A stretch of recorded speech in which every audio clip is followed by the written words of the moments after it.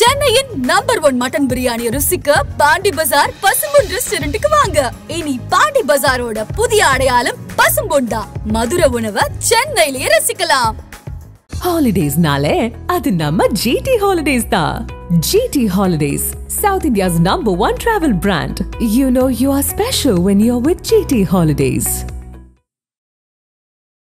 ஒரு அரசியல் நடக்கும். டோட்டலாக சொல்ல போனால் ஒரு அரசியல் ஒரு சர்க்கிளில் போட்டு அல்லுரிஜினை தூக்குறதுக்கு எல்லாம் பிளான் பண்ணுறாங்க. அவர் மேலே எந்த தவறுமே இல்லை. ஸ்ரீதேவி வச்சு அவர் படம் பண்ணும்போது ஸ்ரீதேவி மாதிரி வரும்போது அந்த கூட்ட நெரிசல் ஒரு 3 பேர் இறந்து போனாங்க. இன்னைக்கு ஸ்ரீதேவி இல்லை, அவங்க அன்னைக்கு எதுவுமே ஒன்றும் கண்டுக்கல. பட் இப்போ ஸ்ரீதேவி சொர்க்கத்தில் போய் கூட்டு வருவீங்களா நீங்கள் போய் அவர் கொஸ்டின் எழுப்புறாரு. அல்லுரிஜின் அவர் பாட்டு சும்மா நடிச்சுட்டு அவர் பாட்டு போயிட்டு வந்துட்டு இருந்தாருன்னா பிரச்சனையே இல்லை. தேவையில்லாமல் ஒரு டார்கெட் பண்ணி ட்ரிகர் பண்ணிக்கிட்டே இருந்தாங்க அப்படின்னா அவர் ஒரு முடிவு எடுக்க வேண்டியது மாதிரி தான் வரும். இந்த படம் ஃப்ளாப்னு தான் அப்படி எல்லாரும் பேசப்பட்டோம். அதோட ரிசல்ட்டும் அப்படி தான் வந்து எல்லாம் கிளப்புனாங்க. ஆனால் பார்த்தீங்கன்னா கிட்டத்தட்ட 1600 கோடி மேலே தாண்டி அதை பாட்டு ஓடிக்கிட்டே இருக்கு. அதை வந்து அவங்க எதிர்பார்க்கவே இல்லாத ஒரு இதாக இருக்குது. இவரை எப்படி வந்து டார்கெட் பண்ணி அழிக்கணும் அப்படிங்கிற ஒரு மோட்டிவேஷன் எல்லா பேருமே இருக்காங்க. கார்த்தி சுப்ராஜ் வந்து ரஜினி எந்த அளவுக்கு ஒரு மாசா காமிக்க முடியுமோ அந்த அளவுக்கு வந்து சூர்யா காமிச்சிருக்காரு. அவர் வந்து ரஜினியை மேக்கிங் பண்ணால் எப்படி பண்ண முடியுமோ அதே ஃபார்மெட்டில் சூர்யா பண்ணியிருக்காரு. ஸோ டைட்டில் கூட ஜானின்னு வச்சிருக்காங்க. Johnny, yes. ஸோ ரஜினியுடைய லவ் சப்ஜெக்ட் இதை வந்து புதுக்கவிதை எடுத்துக்கலாம். ஜானி வந்து எவர் கிரீன் ஃபிலிம். ஜெயேந்திரா இருக்காரு, சௌபீர் இருக்காரு, சத்யராஜ் அவர்கள் இருக்காரு, அமீர் இணைஞ்சிருக்காரு, அமீர் கான் இணைஞ்சிருக்காரு. அப்படின்றப்போ இந்த படத்துல யாரு மெயின் வில்லன்? ரஜினி சார் தான் வில்லன். முக்கிய நிகழ்வுகளை உடனுக்குடன் குறிஞ்சி விலக தெரிஞ்சுக்கல ஆதன் செயலை டவுன் பண்ணுங்க. டிஸ்கிரிப்ஷன் லிங்க் இருக்கு. ஆதன் சினிமா நேரில் அனைவருக்கும் ஒரு பெரிய வணக்கம் அண்ட் வெல்கம் டு ஷோ. இன்னைக்கு நம்ம கூட வெங்கி சார் இணைஞ்சிருக்காங்க. நிறைய சினிமா சார்ந்த விஷயங்கள் பேச போறோம். வணக்கம் சார். வணக்கம். எப்படி இருக்கீங்க? நல்லா இருக்கேன் சார். சரி, இப்போ நான் அல்லு அர்ஜுன்ல இருந்து தொடங்கிடுறேன் சார். எங்க திரும்பினாலும் அவரு தான் தெரிஞ்சுக்கிட்டு இருக்காரு. எல்லாருமே பார்க்கக்கூடிய விஷயமாவும் அது அமைஞ்சிருக்கு அப்படின்னு சொல்லலாம். இன்னைக்கும் நேரில் ஆஜராயிருக்காரு. 2 மணி நேரம் விசாரணை நடந்திருக்கு. என்ன நடக்குது சார் அல்லு அர்ஜுனை சுற்றி? அது ஒரு அரசியல் நடக்குது. டோட்டலாக சொல்ல போனால் ஒரு அரசியல் ஒரு சர்க்கிளில் போட்டு அல்லுரிஜினை தூக்குறதுக்கு எல்லாம் பிளான் பண்ணுறாங்க. அதை அவர் மேலே எந்த தவறுமே இல்லை. பட் திரும்பி ஒரு டார்கெட் பண்ணிகிட்டே இருக்காங்க. போலீஸ் ஸ்டேஷனில் அவங்க ஸ்டேட்மெண்ட் கொடுத்து வேறு மாதிரி கொடுக்குறாங்க. சட்டசபையில் அவங்க பேசுகிறதுக்கு கூட வேறு மாதிரி பேசிகிட்டு இருக்காங்க. அவரும் ஒரு மனிதர் தான். ஒரு படத்துக்கு வந்தார், ஓகே, தப்பு இல்லை. அவங்க ஃபேமிலியோடு வந்தாங்க. ஒரு அசம்பாவிதம் வந்து நடந்துருச்சு. ஸோ அது யார் மேலே தவறு இருக்குது? இப்படி யார் மேலே இல்லை. ஸோ எதேச்சும் நடந்த ஒரு விஷயத்தை வந்து அல்லு அர்ஜுனை ஒரு டார்கெட் பண்ணுறாங்க.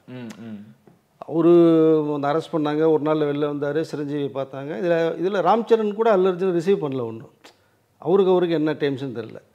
ஸோ புஷ்பா படத்தினுடைய அந்த மிகப்பெரிய ஒரு வெற்றியை யாருனாலையுமே வந்து ஜீரணிச்சிக்க முடியலைங்கிறது ஒரு விஷயமா இருக்குது. சார், அங்கே இருக்கவங்களே புறக்கணிச்சிட்டாங்களோ அல்லு அர்ஜுனை? வேணாம், எங்களுக்கு பிரச்சனையும் வேணாம், நீயும் வேணான்ற மாதிரி அவங்களே புறக்கணிச்ச மாதிரி இருக்கு. என்னதான் ராணா அவர்கள்லாம் வந்து வெளியே வந்ததுக்கப்புறம் போய் பார்த்தாலுமே கூட அங்கே இருக்கக்கூடிய நடிகர்கள் எல்லாமே இப்போ இந்த பிரச்சனையில் இந்த கட்டத்தில் அவர் விட்டு தள்ளி தானே சார் நிற்கிறார். ஆமாம், கொஞ்சம் ஒரு 10 அடி தள்ளி நிற்கிற மாதிரி தான் தெரியுது. ஆனால் இது எல்லாம் இந்நேரம் ஒன்று சேர்ந்துருக்கணும். சட்டசபையில் என்றைக்கு அவரை பற்றின இவ்வளோ விஷயங்கள் வந்து ஒரு விஷயங்கள் போதும், எல்லாமே ஒன்று சேர்ந்துட்டு இது என்ன தவறு என்னங்கிறத ஒரு ஆர்குமெண்ட் பண்ணி அந்த ஒரு நியாயத்தை வந்து எடுத்து சொல்லலாம். பட் இப்போது நம்ம ராம்கோபால் வர்மா கூட வந்து ஒரு ஸ்டேட்மெண்ட் கொடுத்துருக்காரு. இதில் அவருக்கும் நம்ம அல்லு அர்ஜுனுக்குமே டீம்ஸே சரி கிடையாது. ஃபர்ஸ்ட் ஆஃப் ஆல் அவர் பெரிய டைரக்டர்னு வச்சுங்களேன். பட்டு அவரே இப்போ என்ன சொல்ல, அல்லு அர்ஜுன் மேலே எந்த தவறுமே கிடையாது, அது எதாச்சும் நடந்த ஒரு விஷயம் இது அப்படின்னு அவர் ஸ்டேட்மெண்ட் கொடுக்குறாரு. அது ஒரு எக்ஸாம்பிள் சொல்கிறார். ஸ்ரீதேவி வச்சு அவர் படம் பண்ணும்போது ஸ்ரீதேவி இது மாதிரி வரும்போது அந்த கூட்ட நெரிசல் ஒரு 3 பேர் இறந்து போனாங்க. இன்னைக்கு ஸ்ரீதேவி இல்லை, அவங்க அன்றைக்கி எதுவுமே ஒன்றும் கண்டுக்கல. பட் இப்போ ஸ்ரீதேவி சொர்க்கத்தில் போய் கூப்பிட்டு வருவீங்களா நீங்கள் போய் அப்படின்றத வரைக்கும் அவர் கொஸ்டின் எழுப்புறாரு. ஸோ ஒரு அரசியல் நடக்குது அப்படிங்கிறது அவருடைய ஸ்டேட்மெண்ட்டாகவும் இருக்குது. இது என்னென்னா அந்த ஒரு ஆடியோ லஞ்சில் வந்து அல்லு அர்ஜுன் ஒரு பேர் சொல்லாததுக்கு ஒரு விஷயமா வந்து இவ்வளோ தூரம் பில்டப் பண்ணி பூஸ்டப் பண்ணி அல்லு அர்ஜுன் ஒரு பாயிண்ட் வச்சு தூக்குறாங்க. அது அவர் மேலே எந்த தவறுமே இல்லை தான். பட் எதனால் நடக்குது அப்படிங்கிறது ஒரு விஷயம் வந்து எல்லோரும் தெரிஞ்ச விஷயம் தான் அது. பட் இன்றைக்கி ஒரு 2 hours போலீஸ் ஸ்டேஷனில் கூப்பிட்டு என்கொயரி பண்ணியிருக்காங்க. அது விஷயங்கள் பேசிப்பட்டுருக்கு. சார், அவர் ட்ரிகர் ஆகிட்டே இருக்காங்களோ? அவர் ஒரு கட்டத்தில் அவருக்குமே யோசிக்க தோணலை சார், என்னதானா என்னை சுற்றி நடக்குது அப்படின்றது. என்ன முடிவு எடுக்க போகிறார் அல்லு அர்ஜுன்? இல்லை, என்ன அவரையும் அரசியல் எழுப்பாங்கன்னு நினைக்கிறேன், வேறு ஒன்றும் இல்லை. இப்போ பவன் கல்யாண் டெப்டி சிஎம்மாக வந்துட்டு பண்ணுறது மாதிரி இங்கே இப்போ விஜய் நம்ம இங்கே வந்துட்டார், டிவிக்கே வந்துட்டார். ஜெயலலிதா அம்மாவும் கலைஞரும் இல்லாத போது நடந்த நிறையா விஷயங்கள் அரசியலுக்கு வர முடியல அவரால். ஸோ இன்றைக்கி யாருமே இல்லை, ஒரு கேப் இருக்குன்னு உள்ளே வர்றாரு. அவரும் சீண்டப்பட்டதுனால தான். இப்போ அல்லு அர்ஜுன் அவர் பாட்டு சும்மா நடிச்சுட்டு அவர் பாட்டு போயிட்டு வந்துட்டு இருந்தாருன்னா பிரச்சனையே இல்லை. தேவையில்லாமல் ஒரு டார்கெட் பண்ணி ட்ரிகர் பண்ணிக்கிட்டே இருந்தாங்க அப்படின்னா அவர் ஒரு முடிவு எடுக்க வேண்டியது மாதிரி தான் வரும். நீங்கள் அவர் இருக்கிற செலவுக்கு இந்திய லெவலில் பெரிய லெவலில் இருக்குது. ஸோ தெலுங்கானா ஆந்திராவிலையும் மிகப்பெரிய ஃபேன்ஸ் இருக்காங்க. ஓகே, அரசியல் வச்சு ஆரம்பித்தாங்கன்னா இருக்கிறவங்களுக்கு தான் கஷ்டம். அது இதன் வெளிப்பாடாக என்ன சார் பார்க்குறது? அல்லு அர்ஜுன் கொடுக்கக்கூடிய ப்ரெஷரும் அவர் பயப்படணும் அப்படின்ற மாதிரியான விஷயங்களுக்காக இதெல்லாம் நடந்துக்கிட்டு இருக்கா இந்த மாதிரியான விஷயம்? எஸ் கண்டிப்பாக. அதாவது இன்றைக்கி இந்த புஷ்பா டூடைய அந்த ஒரு கலெக்ஷன் ரெக்கார்ட் பிரேக் வந்து எதிர்பார்க்கல. இந்தியா லெவலில் இன்றைக்கி நம்பர் 1 ஸ்டாராக அவர் வந்து மூவ் பண்ணி போயிட்டுருக்கார். பேன் இண்டியாவில் டாப் லிஸ்ட்டில் இருக்காருன்னு வச்சுக்கோங்க. இந்த படம் ஃப்ளாப்புன்னு தான் அப்படி எல்லாரும் பேசப்பட்டோம். அதோட ரிசல்ட்டும் அப்படி தான் வந்து எல்லாம் கிளப்புனாங்க. ஆனால் பார்த்தீங்கன்னா கிட்டத்தட்ட 1600-1700 கோடி மேலே தாண்டி அதை பாட்டு ஓடிக்கிட்டே இருக்குது. ஸோ அதை வந்து அவங்க எதிர்பார்க்கவே இல்லாத ஒரு இதாக இருக்குது. இவரை எப்படி வந்து டார்கெட் பண்ணி அழிக்கணும் அப்படிங்கிற மோட்டிவேஷனில் எல்லா பேருமே இருக்காங்க. அதை ஒருத்தரை வந்து யாருமே பண்ணி குழி தோண்டி புதைக்கவே முடியாது. அடித்து எந்திரிச்சு வந்தார்னா குதிரை மாதிரி ஓட ஆரம்பிச்சிடுவார். ஸோ அவர் அரசியலுக்கு வர்றதுக்கான வாய்ப்புகள் வந்து இப்போ தெரியுது. ஏன்னா அடுத்த கட்டத்துக்கு போய் தான் ஆகணும். இப்போ நடிகராக மட்டும் இருந்துட்டு பண்ணாங்கன்னா டார்கெட் பண்ணிக்கிட்டே இருப்பாங்க. ஒரு அரசியல் கட்சி ஆரம்பித்து அவருடைய கூட்டத்தை யாருங்கிறத காமிச்சார்னா அடுத்து எதிர்ப்பு தெரிவித்து உங்களுடைய சில விஷயங்களை வந்து ஃபோக்கஸ் பண்ணாங்கன்னா அது சார். இந்த 5 ஆண்டு சிறை இது தொடர்ந்துக்கிட்டே இருந்துச்சுன்னா அவரோட படப்பிடிப்பாக இருக்கட்டும், அதாவது இந்த சினிமா அப்படின்ற வாழ்க்கைக்கே முற்றுப்புள்ளி வச்சிடலான்னு நினைக்கக்கூடியவங்களுக்கு என்ன சார் பதிலாக இருக்க போகுது? ஏன்னா இன்னொருத்தங்க என்னன்னா இந்த பிரச்சனையில் இருக்கும் பொழுது ப்ரெஸ் மீட் கொடுக்கக்கூடாது அப்படின்னு சொன்னாங்க. ஆனால் அவர் ப்ரெஸ் மீட் கொடுத்து ஒரு விளக்கம் தான் கொடுத்தாரு. அவரோட சினிமா வாழ்க்கையை நிறுத்தி வைக்க முடியுமா? அதெல்லாம் வாய்ப்பே இல்லை சார். அது எப்படி சார் முடியுது? இதுனா அவர் என்ன ஒரு அது கொலை குற்றமாக பண்ணார், கொலை பண்ணார் கிடையாது. எதேச்சியாக நடந்த ஒரு விஷயம் அதை அவர் மெயினாக தூக்குறாங்க. அரசியல் பண்ணுற ஒரு விஷயந்தான் இது. இதே அரசியல்வாதிகள் வந்து அல்லர்ஜி மேலே ஒன்றுமே இல்லை அப்படின்னு சொன்னாங்கன்னா முடிஞ்சு போச்சு இல்லைங்களா? ஸோ சட்டம் தன் கடமையை செய்யும்னு சொல்லி அவர் சட்டசபையில் சொல்கிறாங்க, சிஎம் சொல்கிறாங்க. அப்போ என்ன காரணம்? ஒரு மனிதன் வந்து ஒரு விஷயத்துக்கு ஒன்று பண்ணலைன்னா புகழ்ந்து பேசலை செய்யலை பேர் மறந்து போச்சுன்னா அது வந்து ஒரு தவறே கிடையாது. அதை ஒரு டார்கெட் பண்ணுறாங்க. அவருடைய சினிமா வாழ்க்கையில் யாரையும் அழிக்கவே முடியாது சார். அவர் சும்மா தூங்கிட்டு இருக்கிற சிங்கத்தை தட்டி எழுப்புறது மாதிரி தான். அவர் எந்திரிச்சு வந்து அரசியல் வச்சு ஆரம்பிச்சாருன்னா என்ன பண்ண முடியும் உங்களுக்கு? ஸோ அவர் தெலுங்கானா மட்டும்தானே ஒரு அடுத்த படம்னா நீங்கள் பேன் பண்ண முடியும். ஒரு வீட்டை இன்றைக்கி வந்து அடித்து உடைக்கும் மாதிரி தேட்டரில் அடித்து உடைக்க முடியும், எல்லாம் பண்ண முடியும். ஸோ அதர் ஸ்டேட் அப்படிங்கும்போது ஒன்றுமே பண்ண முடியாது. அதனால் ஒரு அழிக்கணும்னு நினச்சாங்கன்னா அது கண்டிப்பாக முடியாது சார். இது வந்து ஒன்றுமே இல்லை ஒரு விஷயம். ஸோ கோர்ட்டு கூட என்ன சொல்லியிருக்கு, அவரு ஒரு சாதாரண இந்திய பிரஜை தான் அவன். ஸோ அவங்க படம் பார்க்குறது உரிமை இருக்குது அப்படிங்கிற விஷயத்த தான் அவங்களும் கரெக்ட் சொல்லியிருக்காங்க. இதுக்கு மீறி ஒரு மனிதன் என்ன சொல்ல முடியும்? பட் இது ஒரு டார்கெட் பண்ணிகிட்டே இருக்காங்க. அதனுடைய விளைவு வந்து அல்லு அர்ஜுன் வந்து ஸோ அடுத்து பிளாஸ்ட் தான் ஆவார்னு நினைக்கிறேன். ஓகே, கூலி எப்படி வந்துக்கிட்டு இருக்கு, எந்த கட்டத்தில் இருக்குது? அருமையாக வந்துருக்கு sir. Rajini sir very very ஹாப்பியாக இருக்கார். ஸோ லோகேஷ் கனகராஜை கூப்பிட்டு நீ சொன்ன லைன் ரொம்ப பிடிச்சிருந்தது, பக்கா ஒரு மாஸ். ஸோ எனக்கே அந்த மாதிரி ரொம்ப ஸ்டைலிஷாக பண்ணணும் ரொம்ப ரொம்ப ஆசையாக இருந்ததுன்னு சொல்லியிருக்காங்க. படமும் கிட்டத்தட்ட இறுதி கட்டத்தை வந்தாச்சு. ஸோ எல்லா பேருமே ஹாப்பியாக இருக்காங்க. ஸோ ரஜினி அதை முடிச்சுட்டு அனைமா இந்த மந்த்தோடு அவருடைய இதை முடியும். பேட்ச் ஒர்க் மட்டும் சென்னை கேரளாவுக்கு ட்ராவல் பண்ணுற மாதிரி இருக்காங்க சார். உபேந்திரா இருக்கார், சௌபீர் இருக்கார், சத்யராஜ் அவர்கள் இருக்கார், அமீர் இணைஞ்சிருக்காரு, அமீர் கான் இணைஞ்சிருக்காரு. அப்படின்றப்போ ரஜினி அவர்களுக்கு இவ்வளோ பேர் வில்லனா? இந்த படத்தில் யார் மெயின் வில்லன், அதாவது மூல காரணமாக இயக்கக்கூடிய வில்லனா யாரை சார் நாங்கள் நினைக்கலாம்? ஸோ ரஜினி சார் தான் வில்லன். இவ்வளோ பேரை கேமியோ போட்டு அவரே வில்லன் தான் எங்களுக்கு. ஹீரோ அண்ட் வில்லன் அவர் தான். அவரை சுற்றிலும் தான் கதையை நகருது. இவங்கெல்லாம் கேமியோ ரோல் எல்லாமே பண்ணுறாங்க. கேமியோ ரோலில் நல்ல ஒரு ரோல் தான், மெயின் ரோல் தான். சத்யராஜ், ஸோ நாகார்ஜுனா, நாகார்ஜுனா, ஸோ அந்த பக்கம் அமீர் கான் எல்லாம் வந்திருக்காங்க. இது ஒரு கேங்ஸ்டர் ஃபிலிம் தான். டோட்டலாக எல்லா பேருமே ஹீரோ, எல்லா பேருமே வில்லன் தான் இது. ஸோ ஒரு கோல்டு ஸ்மக்லிங், இதை யார் என்ன பண்ணுறாங்க, பேக்ரவுண்ட் ஸ்கோரில் இது எந்த அளவுக்கு கொண்டு போகிறாங்க அப்படிங்கிற அளவுக்கு ட்ரேசர் பண்ணி பண்ணுறாங்க இதை. ஓகே. ஸோ நீங்கள் தீப்படம் பார்த்தீங்கன்னா அதில் அதெல்லாம் பண்ணிடுவார், ஃபுல் அண்ட் ஃபுல் டான் தான். அப்புறம் தளபதி பார்த்தீங்கன்னா அதில் ஒரு நட்பின் ரீதியாக அதில் ஒரு விஷயத்தை ஒன்று பண்ணியிருப்பாங்க. ஸோ பில்லா பார்த்தீங்கன்னா அதில் ஒரு டான். இப்படி ஒரு சில கேரக்டர்லாம் மிக்ஸ் பண்ணி தான் ஒரு கமர்ஷியலாக வந்து லோகேஷ் வந்து பண்ணிகிட்ருக்காங்க. ஒரு ஃபுல் அண்ட் ஃபுல் 100% என்டர்டெயின்மெண்ட் படம். நீங்கள் ஒரு ஹாலிவுட் படம் பார்க்குற ஸ்டைலில் அந்த மேக்கிங் இருக்கும். அது இவ்வளோ வில்லன்கள் இருந்தாலும் தலைவர் தான் அங்கே வில்லன், அவர் தான் வில்லன் ஹீரோ. ஏன்னா நீங்கள் அவருக்கு சப்ஜெக்ட் சொல்லும் போது நீங்கள் வில்லன் சொன்னீங்கன்னா அவருடைய முகமே பிரகாசமாக இருக்கும்.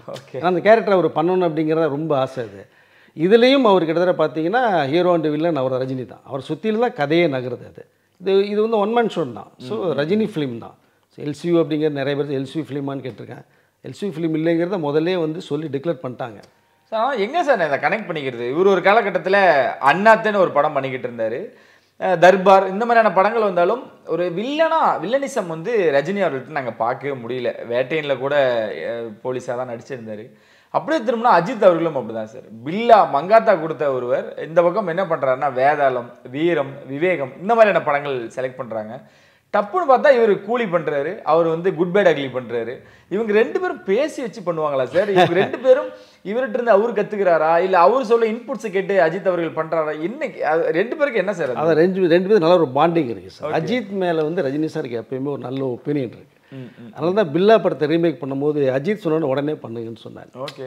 பில்லாவுடைய அந்த ஆடியோ லான்ச் கூட ரஜினி வீட்டில் தான் ரிலீஸ் பண்ணாங்க. ஸோ அந்த கேசட் பண்ணாங்க, ஃபங்க்ஷன் இடத்துல ஸ்டார் ஹோட்டலில் பண்ணாங்க, ரஜினி வீட்டில் தான் பண்ணாங்க. அதை அஜித்துக்கு ஒரு சின்ன வந்து பொலிட்டிக்கல் லெவலில் ஒரு சின்ன ஒரு பிரச்சனை ஒன்று வரும்போது அவரை டார்கெட் பண்ணாங்க. ஸோ அல்லு அர்ஜுன் எப்படி பண்ணாலும் அதே மாதிரி அவரை டார்கெட் பண்ணாங்க. அதில் தான் அவர் அப்படியே கொஞ்சம் ஒதுங்கினார்னு வச்சிங்களேன்.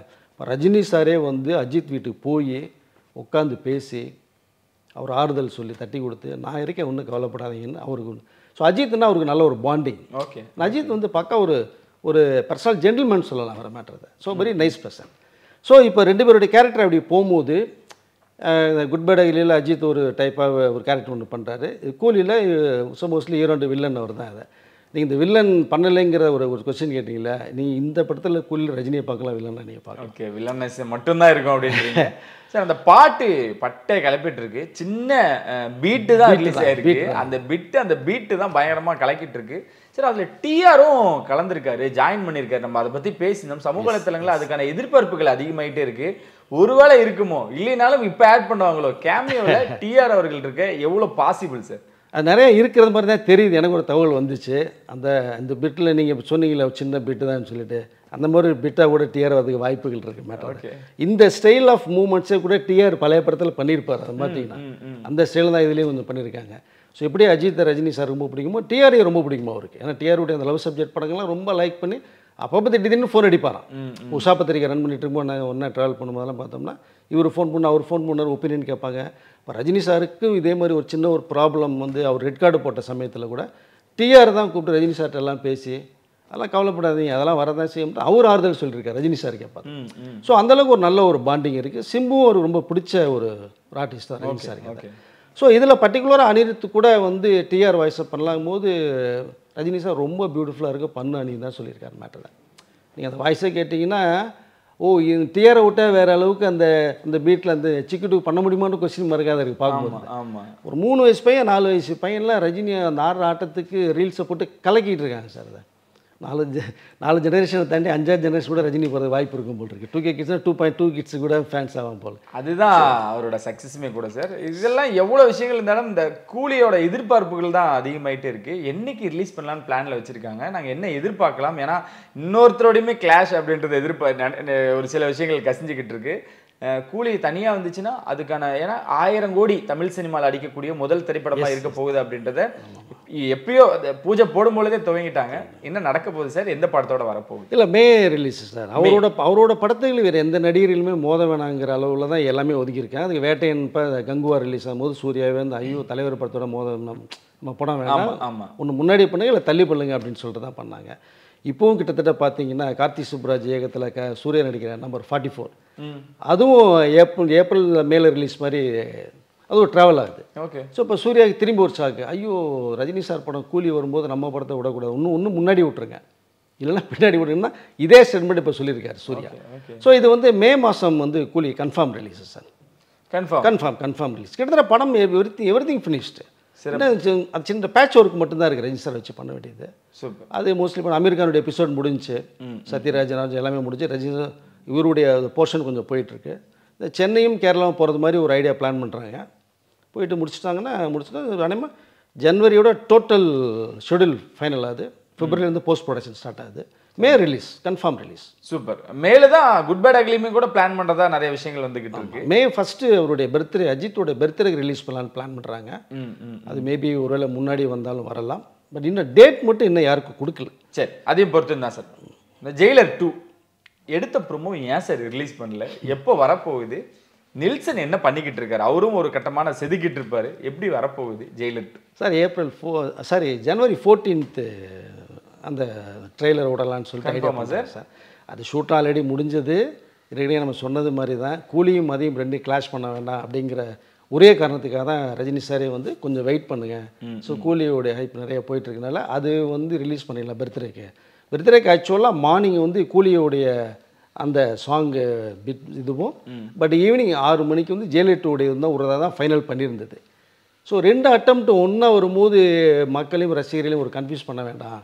அப்போது கூலியா ஜெயிலரா அப்புறம் கூலியோடைய ட்ராவல் போய்கிட்டே இருக்கும்போது ஜெயிலருடைய அந்த ஹைப்பை ஏற்ற வேண்டாம் அப்படிங்கிறதுனால கொஞ்சம் வந்து ஹோல்ட் பண்ணுங்கன்னு சொல்லிட்டு ரஜினி சாரே சொல்லிட்டாரு. அதனால தான் கூலி மட்டும் வந்துச்சு. ஸோ ஜெயிலர் 2 வந்து ஜனவரி 14th வந்து அந்த ட்ரெய்லர் வருது கன்ஃபார்ம் வருது. ஆல்ரெடி அது ஷூட் முடிஞ்சது. இப்போ சின்ன சின்ன கரெக்ஷன்ஸ் சில பிட்ஸ் எல்லாம் பண்ணுறாங்க. திரும்பி ஒரு நாள் ஷூட் பண்ண போகிறாங்க. Okay okay. So Rajini sir வந்தோன்னே பிளான் பண்ணிவிட்டு அதை ஆட் பண்ண போகிறாங்க சார். இந்த குதிரைக்கு என்னதான் சார் எல்லையே இல்லாமல் ஓடிக்கிட்டு இருக்கு, அதுதான் எங்களுக்கும் வேணும். சூர்யா அவர்கள் அவ்வளோதான் கங்குவா சரியாக போகலை அப்படின்னு இருந்தாலுமே கூட அதுலேருந்து மீண்டு நான் கொண்டு வரேன் அப்படின்னு கார்த்திக் சுப்புராஜ் அவர்கள் ஒரு பேட்டை எப்படி ஒரு மாசாக இருந்துச்சோ கிட்டத்தட்ட அதே மாதிரி தான் இருந்துச்சு. நம்ம ஃபோட்டோஸ் கூட ஆஃப் ஸ்க்ரீனில் பார்த்துட்டு இருந்தோம். ரஜினியாவே தான் சார் அவர் எல்லாரையும் பார்க்குறாரா, ரஜினி அவர்கள் தான் ஃப்ரேமில் இருக்கணும் அப்படின்ட்டு. கார்த்திக் சுப்புராஜ் வந்து அவர் ரஜினி ரசிகன் இல்லைன்னா ரஜினி வெறியன்கிற ஸ்டேட்மெண்ட் அவரே கொடுத்துருக்காரு. அவர் சக்ஸஸ்ஃபுல் டைரக்டர் தான். ஸோ ரஜினி வச்சு பேட்டைங்கிற ஒரு மாஸ் படத்தை கொடுத்துருக்காரு. இப்போ சூர்யாவை வச்சு அதாவது சூர்யாவுடைய அந்த ஒரு சின்ன இமேஜ் இப்போ ஸ்பாய்லர் கங்குவா படத்தின் மூலமாக அதை அவர் டோட்டல் அப்செட் தான். ஆனால் இப்போது அவருடைய படத்தில் கார்த்திக் சுப்புராஜ் வந்து ரஜினி எந்த அளவுக்கு ஒரு மாஸாக காமிக்க முடியுமோ அந்த அளவுக்கு வந்து சூர்யா காமிச்சிருக்காரு. அந்த எக்ஸாம்பிள் வந்து அந்த டீசரில் காமிக்க சிகரெட் பிடிச்சிட்டு ஜெயிலேருந்து வேறு அந்த ஒரு சீனே போதும். அவர் வந்து ரஜினியை மேக்கிங் பண்ணால் எப்படி பண்ண முடியுமோ அதே ஃபார்மெட்டில் சூர்யா பண்ணியிருக்காரு. ஓகே. ஸோ இந்த சில்லவுட்டில் கொடுக்குற ஸ்டில்லெல்லாம் பார்த்தோம்னா ரொம்ப க்ளோஸ், அதை ஜூம் பண்ணி பார்த்தா தான் சூர்யாங்கிறதே தெரியுது. கொஞ்சம் ஒயிடில் பார்த்தீங்கன்னா அப்படியே ரஜினியுடைய ஃபார்மெட் தான் அப்படியே இருக்குது கிட்டத்தட்ட டிட்டோ. ஸோ டைட்டில் கூட ஜானின்னு வச்சுருக்காங்க. ஜானி. எஸ். ஸோ ரஜினியுடைய லவ் சப்ஜெக்ட் இதை வந்து புதுக்கவிதை எடுத்துக்கலாம். இது ஜானி வந்து எவர் கிரீன் ஃபிலிம். பாடல்களும் சரி, டைரக்டர் மகேந்திரனும் சரி, ரஜினியும் சரி ரொம்ப ஸ்டைலிஷாக பண்ணியிருப்பார். ஸ்ரீதேவியும் ரஜினியும் உள்ள அந்த காம்போ வந்து ஜானியை விட்டால் படமே இல்லைங்கிறது மாதிரி இருக்கும் அந்த மேட்டர். ஸோ டைட்டிலி ஜானின்னு வச்சுருக்காரு மேட்டர் தான். ஓகே. இதுலேருந்தே தெரிய வருது இல்லை ரஜினி எந்த அளவுக்கு அவர் லவ் பண்ணுறாங்கிறது தெரிய வருது. சூர்யாவுக்கு மிகப்பெரிய ஒரு பிரேக் இருக்கும் சார் இந்த படம். இந்த படத்தின் மூலமாக தான் அவரோட மறுபடியும் அவர் ஸ்டார்ட் பண்ணுமா சார்? எப்படி கங்குவாவில் விட்டாரோ அதை தான் இதுலேயும் இருக்கட்டும், ஆர்ஜே பாலாஜி ப்ராஜெக்டாக இருக்கும், அங்கிருந்து தான் தொடங்கணும். ஆனால் இந்த ஜானி எவ்வளோ பெரிய முக்கியமான படமாக இருக்க போது, இதுவும் ஒரு கேங்ஸ்டர், எல்லாருமே கேங்ஸ்டராக மாறிட்டாங்களா சார்? இப்போ தமிழ் சினிமாவில் கொஞ்சம் குறைஞ்சது விக்ரமை தாண்டி கொஞ்சம் குறைஞ்ச மாதிரி இருந்தது. இப்போ அஜித் தொடங்கிட்டாரு, ரஜினி அவர்கள் தொடங்கிட்டாரு, இப்போ சூர்யா அவர்களும் இறங்குறாரு. அப்படின்றப்போ கேங்ஸ்டர்ஸ் தான் நம்ம அதிகரிக்க. என்னன்னா ஒரு என்டர்டைன்மெண்ட், அதாவது நீங்கள் 200 கொடுத்து வர ஆடியன்ஸுக்கு வந்து ஒரு ஜாலியாக ஒரு 2.5 hours அவனை ஜாலி பண்ணி அனுப்பணும். இதுதான் மேட்டர். நீ அளவைக்கிறதுக்குன்னு ஒரு குரூப் இருக்காங்க, அது ஒன்றும் தவறு இல்லை. அந்த கண்டென்ட்டோட போனோம்னா அந்த ஃபீல் கொண்டு வரலாம். பட் வந்து ஒரு என்டர்டைன்மெண்ட் தான். என்ன கொடுத்த வந்து பார்த்தோம்னா நெக்ஸ்ட் டைம் அவன் வந்து அந்த படத்துக்கு வரணும். படம் ஆரம்பித்தா படம் முடியணும் சார். அடுத்து என்ன வந்தாங்க ஆரம்பிச்சது படம் முடிஞ்சு திரும்பி ஒரு தடவை வரணும்னு வரணும். ஸோ அதனால் இந்த கேங்ஸ்டர் ஃபிலிம் வந்து என்றைக்குமே வந்து சக்ஸஸ்ஃபுல் ஃபார்முலா தான் அது. Okay okay. ஸோ அதில் ஒன்றும் தவறே இல்லை. இப்போ எல்லாமே ட்ரெண்டிங் இருக்குது இல்லையா? அன்றைக்கி ஒரு பேய் படங்கள் நிறைய வந்து மூச்சு தட்டினா வாரத்துக்கு 5 பேய் படம் வரும். ஸோ அது ஒரு ட்ரெண்ட் முடிஞ்சுது. இன்றைக்கி வந்து இந்த ஒரு ஸ்டைல் ஃபார்முலா. ஏன்னா யங்ஸ்டர்ஸ் அந்த மாதிரி டைரக்டர்லாம் அந்த ஒரு தாட்டில் தான் ட்ராவல் பண்ணுறாங்க. இன்றைக்கி இருக்கிறதே ஒரு 10 டைரக்டர் தான் இருக்காங்க. ஸோ அந்த ஃபார்மெட்டில் ட்ராவல் பண்ணுறாங்க. ஓகே. 2020 நிறைய படங்கள் வந்திருந்தாலும் குறிப்பிட்ட படங்கள் தான் வசூல் ரீதியாகவும் விமர்சன ரீதியாகவும் வெற்றி பெற்றிருக்கு சார். ஆனால் இந்த நேஷனல் அவார்டு அப்படின்ற விஷயம் தான், இது 2024 நடித்த சிறந்த நடிகர் அப்படின்னு விஷயங்கள் வந்துச்சு அப்படின்னா அங்கேயும் விஜய் சேதுபதி சிவகார்த்திகேயன் தான் கடும் போட்டி நிலவும் போல. எப்படி சார் எடுத்துக்கிறது, யாருக்கு அது போகுது அப்படின்ற ஒரு கேள்வியும் இருந்துகிட்டே இருக்கு. உங்களோட பார்வையில் அது யாருக்கு இருக்கு அதிக வாய்ப்பு இருக்குது சார்? அதாவது மொத்தம் இப்போ 4 பேர் வந்து அந்த காம்படிஷன் லிஸ்ட்டில் வர்றாங்க. நம்ம சவுத் ஜோனில் புஷ்பா 2க்கோ அந்த அல்லு அர்ஜுனுக்கு ஒரு நேம் ஒன்று போயிட்டுருக்கு. அது தவிர தமிழுக்கு வந்து ஒரு 3 பேர் மோதுறாங்க. ஒன்று விக்ரம் மோதுறார், தங்கலானில் விக்ரம் மோதுறார். ஓகே. சரி, அமரனில் சிவகார்த்திகேயன் மோதுறார், மகாராஜில் விஜய் சேதுபதி மோதுறார், மலையாளத்தில் வந்து பிருத்திவிராஜ் வர்றார், கோட் லைஃப். ஸோ இந்த 4 பேர் தான், இந்த 5 பேர் தான் காம்படிஷனில் இப்போ போகிறாங்க. நேஷனல் அவார்டு வின்னர் யார், பெஸ்ட் ஆக்டர் அப்படிங்கிற ஒரு டார்கெட்டில் போகிறாங்க. இதில் எனக்கு தெரிஞ்சு வந்து விக்ரமும் அண்டு அது வந்து நார்மல், அது ஓகே அப்படிங்கிற மாதிரி போகுது. அமரன் படத்துக்கு சிவகார்த்திகேயனுக்கு வந்து அந்த அந்த சப்ஜெக்ட், அந்த மேஜர் முகுந்த் வரராஜுங்கிற அந்த ஒரு நேஷனாலிட்டி, ஒரு ஆர்மி மேன். ஸோ நல்லா வந்து வாழ்ந்திருப்பார் அவர். மகாராஜாவில் வந்து விஜய் சேதுபதி நல்லா பண்ணியிருந்தால் கூட அந்தளவுக்கு ஒரு நேஷனல் அவார்டு வின்னர் அளவுக்கு ஒரு இம்பேக்ட் இருக்கிற வாய்ப்பு வந்து கம்மி தான். ஃபைனலாக பார்த்தீங்கன்னா இந்த 5 பேரில் வந்து 2 பேர் ஃபைனலுக்கு வரதுக்கு வாய்ப்பு இருக்குது. ஓகே. ஒன்று அமரனில் சிவகார்த்திகேயனும் அங்கே மலையாளத்தில் வந்து பிருத்திவிராஜ் வரதுக்கு நிறைய வாய்ப்புகள் இருக்குது. இல்லை ஸ்கோர் பண்ணிட்டு போகிறது கிட்டத்தட்ட 100% பிருத்திவிராஜுக்கு வாய்ப்பு இருக்குது, அதிக வாய்ப்புகள் இருக்குது. வாழ்ந்துருப்போம் அந்த கேரக்டர் வந்து. அதுக்காகவே கிட்டத்தட்ட ஒரு 7-8 years வந்து ஹோம்ஒர்க் பண்ணியிருக்காங்க. ஓகே. ப்ராஜெக்ட் பண்ணி நல்ல ஒரு பண்ணணும்னு சொல்லிட்டு அதை. ஸோ அவரும் வந்து அந்த பாடியை வந்து எந்த அளவுக்கு ஸ்லிம் பண்ணி பண்ண முடியுமோ செய்யுமோ ரொம்ப சிரமப்பட்டு பண்ணி வெயில்லையும் அதுலேயும் டெசர்ட்லலாம் கஷ்டப்பட்டு. ஸோ படம் மற்றவங்களுக்கு கண்டிப்பாக அது தெரியும். கிட்டத்தட்ட பிருத்திவிராஜுக்கு national award best actors award தட்டிட்டு போகிறதுக்கு நிறைய வாய்ப்புகள் இருக்குது. சிறந்த நடிகை அப்படின்னா கண்ணை மூடிட்டு சொல்லிடலாமா சார்? சாய் பல்லவி தான், எந்த ஒரு மாற்றமும் அதை வந்து மறுக்கிறதுக்கே இல்லை. ஒருவேளை சாய் பல்லவிக்கு சிறந்த நடிகைன்னு இந்திய அரசு தரலைன்னா அங்கே ஏதோ தவறு நடக்குதுன்னு தான் சொல்லுவேன் நான். ஓகே ஓகே பெஸ்ட் பெர்ஃபார்மன்ஸ் கொடுத்துருப்பாங்க அதை. சாய் பல்லவி வந்து என்ன சொல்கிறதுனே தெரியல அவங்கள. அப்படி ஒரு ஆக்டிங் ஸ்கோர் பெர்ஃபார்மன்ஸ் வந்து விளையாடிட்டு போயிட்டாங்க. அமரல்ல ஃபஸ்ட்டு பண்ணால் சாய் பல்லவி, செகண்ட் தான் சிவகார்த்தினே சொல்லலாம் மேட்டர். ஓகே. அதனால் கண்டிப்பாக பெஸ்ட் ஆக்ட்ரஸ் அவார்டு வந்து சாய் பல்லவி கிடைச்சே ஆகணும். தனுஷ் அவர்களுக்கு உடல்நிலை சரியில்லை அப்படின்ற மாதிரியான விஷயங்கள் கேள்விப்பட்டோம். வேகமாக போயிட்டு இருக்க மனுஷன் கொஞ்சம் ஓய்வு வேணுன்றனால உடலே எடுத்துக்கிச்சா சார்? ஏன்னா எப்படி ரஜினி அவர்களை இயக்கிறதுக்கு ஒரு கூட்டம் இயங்கிட்டே இருக்கோ, இவரையே இயக்கிறதுக்கு ஒரு ஓடிக்கிட்டே இருப்பார். என்ன நடந்துச்சு? இட்லி கடையில் தான் அந்த விஷயம் இப்போ கொஞ்சம் ஸ்டாப் ஆயிருக்குல்ல? ஆமாம், இட்லி கடை கொஞ்சம் இப்போதைக்கு ஸ்டாப் பண்ணிருக்காரு. அவர் டைரக்ட் பண்ணுற அந்த அக்கா பையன் வச்சு படம் பண்ணுறத இப்போது போஸ்ட் ப்ரொடக்ஷனுக்கு இறங்கிட்டார். ஸோ மென்டலி கொஞ்சம் டிஸ்டர்பில் தான் இருக்கார் தனுஷ். ஏன்னா லைஃப் ஃபேமிலி லைஃப்பில் கொஞ்சம் அவருடைய மனசு கொஞ்சம் கஷ்டமாக இருக்குது. என்னதான் ஒரு சூப்பர் ஸ்டார் அப்படிங்கும்போது அவருடைய மனநிலை எப்படி இருக்கும்? பட் அவருடைய பர்த்டேக்கு வாழ்த்தெல்லாம் தனுஷ் சொல்லியிருக்காரு, பண்ணியிருக்காங்க. அண்டர்ஸ்டாண்டிங் நல்லா தான் இருக்குது. பட் அந்த ஃபேமிலி லைஃப்லையும் என்ன தான் கோடிகள் பணம் வச்சுருந்தா கூட அந்த மனசு ஒரு சின்ன மனசு தானே சார். அது சின்ன காயப்படுத்தினா அந்த வலி ஆறவே ஆறாது. ஸோ அந்த ஃபேமிலி லைஃப், அப்புறம் இந்த பசங்க 2 பசங்க வளர்ந்துட்டாங்க இப்போ. ஸோ அவங்க கொஸ்டின் கேட்பாங்கல்ல, என்னப்பா நீ அப்படின்னு கொஸ்டின் கேட்டால் அது என்ன இருந்தாலும் தானே பகலில் பொழுது ஓடி போயிடும். ஷூட் போவார், அங்கே போக வருவாங்க. நைட்டில் தூங்கும்போது பையன் கேட்ட இந்த கொஸ்டின் ஞாபகத்துக்கு வரும், ஐஸ்வர்யா ஞாபகத்துக்கு வருவாங்க, எல்லாமே இருக்குது. ஸோ அந்த வலி அது கொஞ்சம் உடலை கொஞ்சம் அப்படியே டல் பண்ண தான் செய்யும் அது.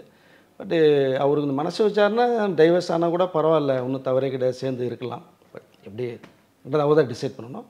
ஸோ இப்போ இட்லி கடையை கொஞ்சம் வந்து ஆஃப் பண்ணிவிட்டு இப்போது அந்த நிலவுக்கு என்னுடைய கோபம் படத்துக்கு அவர் ஓகே போஸ்ட் ப்ரொடக்ஷனில் ட்ரான் பண்ணிட்டுருக்காரு. சிலம்பரசனும் சைலண்டாக தான் சார் இருக்காரு. என்ன நடக்குது? அந்த அஸ்வந்தோட ப்ராஜெக்ட் துவங்கச்சா இல்லையா? என்ன ஜனவரி தான் பிளான் பண்ணுறாங்க சார். அது ஜனவரி தான், ஏஜிஎஸ் வந்து ஜனவரி தான் ஷூட் பண்ணலான்ட்டு ஐடியா பண்ணுறாங்க. தக் லைஃப் அது ஒரு பிரமாதமாக பண்ணியிருக்காரு. அது மேட்டர் தான். நீங்கள் சிம்புவுடைய இப்போது அந்த லைஃப் ஸ்டைலே கொஞ்சம் மாறிடுச்சு. இப்போ நல்ல ஒரு மெச்சூரிட்டி மேன் வந்து கொஞ்சம் நல்லா ட்ராவல் பண்ணுறாரு. அந்த இந்த தக் லைஃப் வந்தாலே ஒரு நல்ல ஒரு நேம் இருக்குது அவருக்கு. ஸோ நல்ல கிரெடிட் அவருக்கு இருக்குது அதில். ஸோ அதுக்கு அடுத்து ஏஜிஎஸ் வந்து அந்த படம் அஸ்வின் படம். அதுக்கு வல்லவன் டைட்டில் தான் சஜஸ்ட் பண்ணுற மாதிரி நிறைய விஷயங்கள் போயிட்டுருக்கு. வல்லவன் 2ஆ வரப்போகுது அந்த அஸ்வந்தோட ப்ராஜெக்ட்? இல்லை, இருக்குது, வாய்ப்பு இருக்குது சார். ஏன்னா அவருடைய ஹிஸ்ட்ரியிலே 2 படங்கள் ரொம்ப ஃபஸ்ட் கிளாஸ் படங்கள்னு சொல்லலாம். அது ஒன்று மன்மதன் சொல்லலாம், வல்லவன் சொல்லலாம். ஸோ வல்லவனுக்கு இந்த டைட்டிலே பார்த்தீங்கன்னா ஒரு மாஸ் டைட்டில். அது நல்லவனுக்கு நல்லவன் எப்படி ரஜினிக்கு வந்தால் இது மாதிரி வல்லவனுக்கு அதை வைக்கிறதுக்கு வாய்ப்புகள் நிறையா இருக்குது. அது சிம்பு ஓகேன்னு தான் சொல்கிறது மாதிரி ஒரு தகவல் வந்திருக்கு எனக்கு. வல்லவனே நினச்சி பார்க்குறேன், கெட்டவன் வந்துச்சுன்னா எப்படி இருக்குன்னு. இன்னும் அவங்களோட ஃபேன்ஸுக்கு டபுள் டமாக்காவாக தான் இருக்கும். ரொம்ப நன்றி சார், வழக்கம் போல் நிறைய விஷயங்கள் எங்களோட ஷேர் பண்ணிக்கிறதுக்கு. நிச்சயம் சந்திக்கும் நன்றி வணக்கம்.